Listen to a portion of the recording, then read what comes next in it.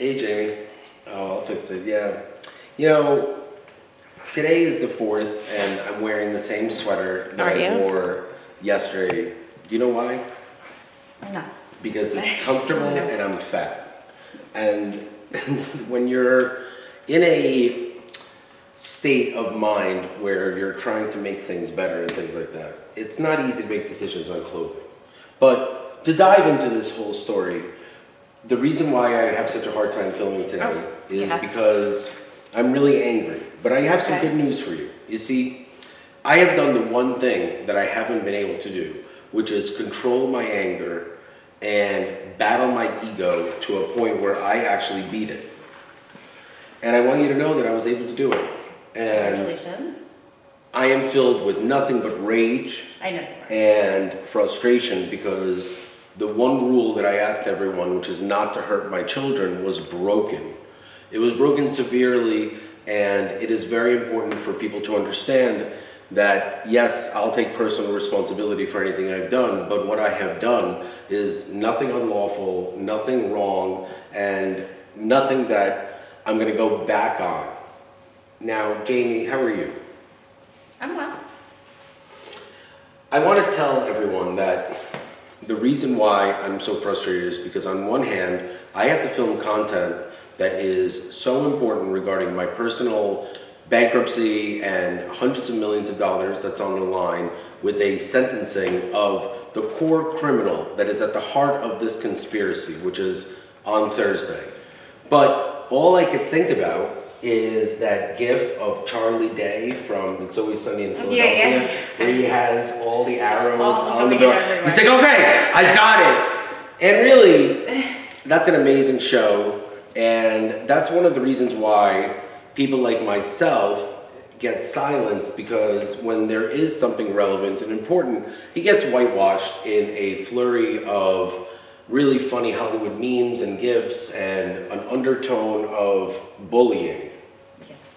Now, Jamie, the reason why I'm so frustrated is because I have 2 boys that are 8 and 11, and obviously they probably watch this content, and I love them more than anything you could ever imagine. And the reason why I say this is because I do the best I can being a public figure as well as someone who is persistently at the heart of some of the most controversial events in American history. So to have a personal life and be able to tell stories like this is really, really hard, and I'll tell you why. So let me tell you a true story about myself. My boys love my stories, and they love the fact, what I love is when they doubt my stories, because that really stacks the deck for a narrator to really release the ultimate Easter eggs that I do, because if they believed everything I had to say, the stories would kind of be boring. So here it comes. As I've said countless times, I have a really special job. That special job required me to live for 20 years undercover. When I finally had the courage to stand up and say who I was, it was met with such rebuttal that it made me question why I ever was honest in the first place. And today is one of those days where I really understand why I was honest, because I realized that in the 20 years where I wasn't really myself, that people do such horrible things behind other people's backs that it really is not as much myself, but my reaction to these people that everyone is so afraid of. Because we live in this world where everyone is just so used to hurting each other behind people's backs that no one is used to someone coming out and saying, hey, this is really messed up. And what has really happened was that I filed a lawsuit against my former attorney because of things that I don't even want to talk about today because I'm so upset. But rather than the community looking at the facts and understanding that what this person has done is so violating on so many levels, that to compare yourself to this individual is so degrading to anyone who says, well, why would I let my kid hang out with someone like Dan Reese's or Dan Reese's son if he is filing a lawsuit like this? Well, let me explain to everyone what's going on. See, I am Dan Reese's. I'm a 42-year-old fucking man, all right? I have 2 boys. They're 8 and 11. They're fucking children. So for human beings that are in my community to even think that they can orchestrate some sort of a plan to hurt an 8-year-old boy and not get me upset and have me not retaliate, because that's what everyone expects. And I'm not a violent person, so I would never even use that word in the context of a conflict. But I will say that I don't understand why someone would go out of their way to hurt my child if I stand up for strangers to a point where I'm willing to risk my life to prove a point. That I am a man of code and honor, and no amount of pain any longer will have me sway myself away from that. And yes, granted, it's very difficult to work on days like this, and rather than exposing people for their true nature of their visceral hate towards me, I would rather just stick to the fact that, hey, everyone here that is watching this really bullied and hurt my child. And if everyone wants to point a finger at me and say, the reason why we're hurting an 8-year-old is stop. That's where we differ as people. That the fact that there is some justification in adults' minds to hurt a child over a conflict they may or may not have with me, because no one has ever approached me, no one has said anything to me, no one has even remotely hinted on having a communication with me so I could tell my side of the story. True. And that's where this is the video that has to be published right away. Okay. This one, and we have about 30 or 50 to 50 videos in the backlog that we're waiting for certain motions to be approved so that video can be used as evidence. And just the fact that I have this YouTube channel that I have some brilliant content on, that I really can't stress how important it is for everyone in America to understand the importance of the first public trial, and it's muddied by the disgustingness of bullies that are disguising themselves as parents, that are pretending like it is my fault that they want to hurt my child. This is like no other towns would tolerate this except these spoiled ass white boy towns where cowards, literally cowards, I feel that I am one of the few people that's willing to go and speak the truth in front of the camera, say what I feel in front of people's faces, yet I am the one that is called a coward for filing lawsuits. And I want to remind everyone that I never even filed a lawsuit until I was in my late 30s ever, and even if not 40, I believe. And the entire notion that I am some sort of a legal predator that is taken advantage is such a joke, because it stems from the whole core of the lawsuit that I have a whole community of attorneys that are just yapping and saying things that are not true, but people believe them because other than my voice on camera and facts, there's very little that people have to dispute the sensational nature of the lies going against me. Why wouldn't people believe them? They're so sensational. You want to know a true story? Yes. I'm going to tell you a true story. You see, when I was 23 years old, I was doing a lot of work on behalf of the US government, and I believed that what I was doing was for the good of humanity. And a good example of, there's a lot of stories that I can't tell, but one of the ones I'm most proudest of really leads into a business that I'm very proud of right now, and that's Drake's Joint, because I was working on a project for a consulting company named Pixis Solutions, and this was my job, all right? I was also on bail for $500,000 at the time and wasn't allowed to leave the country, but I needed to go to Paris, France for a while, and a few other destinations in Europe during the conclave of Pope Benedict the whatever. And the reason why I say this is because all of this is true. And while I was doing this, I was assigned a really awesome project working for H&R Block. And at the time, there was a governor, his name was Eliot Spitzer, who really made a key stance on white-collar crime, in particular financial crimes. And he was really digging into who is the backer of the money behind things like Enron and things like that. And believe it or not, it's pension funds and the hardworking American that gives their money up for something called the rapid refund, which is a usurious program that obviously shifted after this story that I'm about to tell you. So Elliot Spitzer goes out of his way and really makes as a Democrat and a front runner for the vice presidential position with Barack Obama, he really made, and obviously we know who became vice president, it was Joe Biden, Yeah. right? So, and we know how that story ends. Now, at the time, Elliot Spitzer had a penchant for young female prostitutes, and he frequented a business called the Emperor's Club.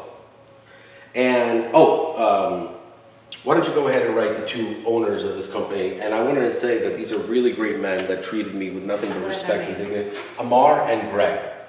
And write Amar first and then Greg. So the story was really sensational at the time. Do you remember this when Elliot I do Spitzer- remember, I do. And, he was client number 9, all right? So if you write up here, go ahead, Emperor's Club, or just write Mark Brenner with a C. Now, the owner of the Emperor's Club was a really charismatic old dude who was like, you use the word pimp in a very derogatory fashion often. Not you, I'm saying society. But this guy was literally a pimp. And Mark Brenner? Mark Brenner. And he was like in his late 60s or something like that. And this is 2000. He was the owner of Emperor's Club. He was the owner of Emperor's Club. Got it. So here I am working I'm working undercover. I'm working for a company that has no idea who I am or what the hell is going on. And they get assigned this H&R Block contract. And the actual stories that happen are so amazing that I would save them for private time because I actually lived in Kansas City for almost a year while finishing my bail and what I was actually working on in New Jersey. So for someone like myself who has so much going on, and this is long before I had children or an agenda, I was simply just being Daniel. So, And Mark Brenner had an amazing relationship with Sewall, I believe. She was the madam that controlled all the women, and one of the women was obviously with Elliot Spitzer. And the short end of the story is that Elliot Spitzer was a victim of corporate espionage because certain corporations were extremely hurt by what Elliot Spitzer had uncovered and the work that he was actually actively working on. So they hired private investigators to dig dirt on Elliot Spitzer. got it. And after that moment, nobody wanted to touch the H&R Block project with a 10-foot pole because, as you can see, careers ended in seconds of someone who was untouchable. And at the time, Elliot Spitzer's father always maintained a $500 million real estate portfolio. And a lot of people miss that. Now, when you look at the actual, and I wouldn't say it's $500 million back then, I think it might have been less. But when you look at the actual narrative, myself, I work for this company, Pixis. I look at everyone seems to really buy that we're actually doing this job and things like that, so that's cool, these guys. But then all of a sudden, unfortunately, you gotta release the name Greg Brenner. The actual owner of the company that I was working for, while trying to stay as low as I can, his father, who unfortunately most likely was a ghost, but Greg Brenner's dad, Mark Brenner, was the man who ran the entire prostitution ring that brought down the most powerful political figure in my backyard. I was working in New York City. This all happened in New York. And when you look at coincidences and things like that, you really have to be insanely ignorant to believe that this is just a coincidence on this board. So without doing the whole Charlie conspiracy thing, I think that this story is so cool, but it's really not for kids because we're talking about prostitution, we're talking about really serious missions, we're talking about adultery, we're talking about racketeering, conspiracy, financial crimes, exposing corruption, things like that. And what we're not talking about is underage children. We're not talking about minors. And that's really where I draw the line. And I think it's disturbing that people can even have a conversation about my child behind his back, let alone the fact that it's adults. I think that I myself do not speak about other people's children. That's why I'm so disturbed by it. The very notion that there's a series of adults that are orchestrating something and my wife is at the helm of having to be the recipient of this mommy bullying bullshit, and I have to be the person that rises above it and really says, okay, if I told you just the truth about one of the most sensational news headlines, which doesn't even crack the top 10 of what I've done, and I'm here on YouTube telling this voluntarily, what reason do I have to lie about some bullshit punk-ass story that has to do with my 8-year-old who's gonna grow up and see these videos and say, all right, look, my dad was the only one that was normal and said, hey man, this is an 8-year-old. I don't know what justification and what rationale you guys have played out in order to justify even the fact that you're using my child as a pawn to retaliate against me, but you know what, it works. It works. You know why? Because if somebody ever wanted to cross the line and turn me into a complete monster, they have completely successfully done this. And the reason why I say this is because rather than taking out my anger, I'm going to make sure that cooler heads prevail. And I'm going to make sure that this video is disseminated publicly so that everyone understands that bullies only exist because people allow them. And always remember, the title of this video is going to be Bullies Are Nothing More Than Bull and Lies. It's a good one. And that's it, because essentially the bullying of my son stems from the lies being told against me. If anyone could sit down and read the actual lawsuit and understand what is the core nature and understand that I'm not this frivolous lawsuit pariah, I actually am a normal human being who is under so much stress because of the lack of, support that I have for citing the law and saying, hey, the law is being broken. Why am I one of the only people that cares about this? Well said? No? Yes, well said. Or we have 4 to go? minutes. 4 minutes? Well, I need this video to be up today. Today is 3/4. So let's I need go. it. Wrap it up. I really need it to be up today. Is there anything that you want to say as a mom of 3 kids? Have you ever experienced anything like this? Yeah, of course. I went through it. I've been going through it. I think I will never, ever, ever, ever forgive the people that bullied my children, especially during the hardest time.